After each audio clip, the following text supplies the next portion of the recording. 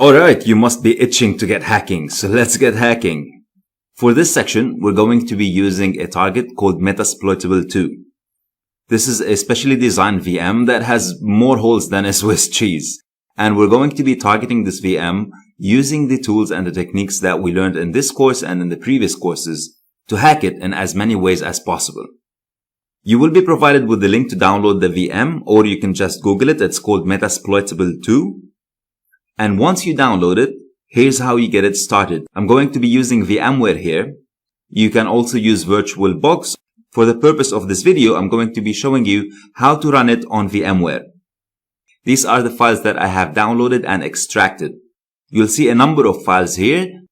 The one that I want is the file that ends with .vmx. All I have to do is to double click on this file and it will automatically load in VMware. And as you can see here, it's opened. The next thing I do is I click power this machine on. You get a small warning sign that says that this virtual machine has been moved or copied. If you don't know what has happened to it, just choose I copied it. And this is what I'm going to choose.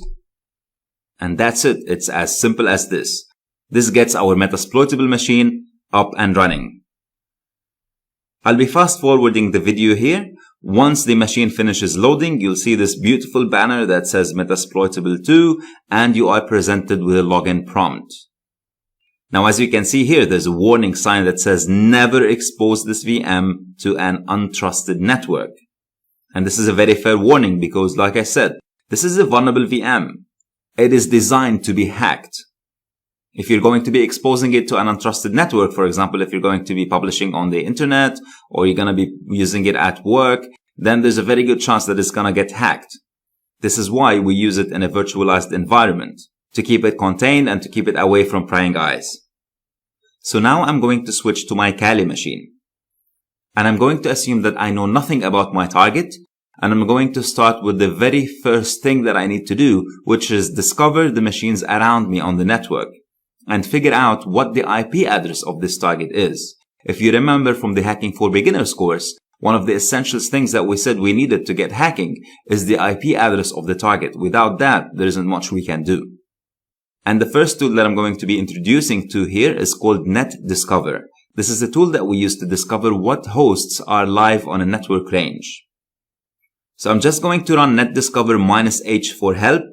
And as you can see, the -R option here specifies the range that I want to scan. So even though this is a completely new tool to you, you can now immediately recognize the format of the tool usage. It's very similar to previous commands that we've seen. It's the name of the tool or the name of the program, -H or -R or -whatever, which is the option that we want to present to the tool. Now the question is, what is the range that I want to scan? I'm going to assume that my target VM is within the same range of my Kali VM. So we're both on the same network.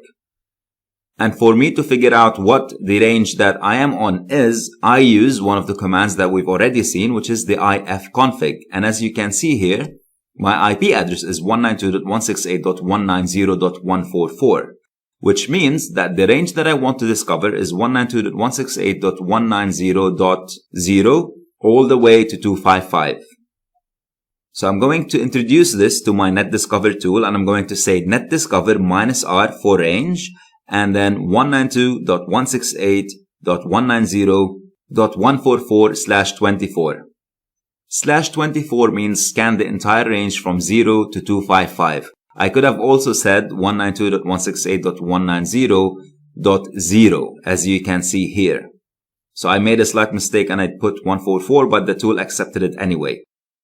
And as you can see here, the tool did a very quick scan and returned the results. There are 5 different machines on my network. .1, .2, .137, .145, and .254. Given that my Kali IP address is 192.168.190.144, it is safe to assume that the Metasploitable target machine is the .145 IP address. Because I know that I started my Kali machine first and then I started the Metasploitable machine. And naturally, VMware gave me an IP address, which is the .144, and then it gave the Metasploitable machine the next IP address, which is the .145. And as you can see here, the tool also tells us the make or the vendor of the machine that I'm targeting. And here it's highlighted as VMware. So I know this is another virtual machine.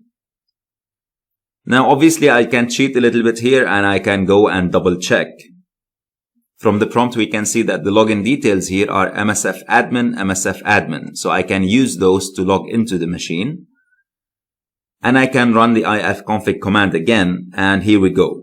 Here's the IP address 192.168.190.145. So to me, this is going to be the IP address that I'm going to be targeting in the next videos. To you, obviously, it's going to be something different. So go ahead, download the Metasploitable machine, get it up and running,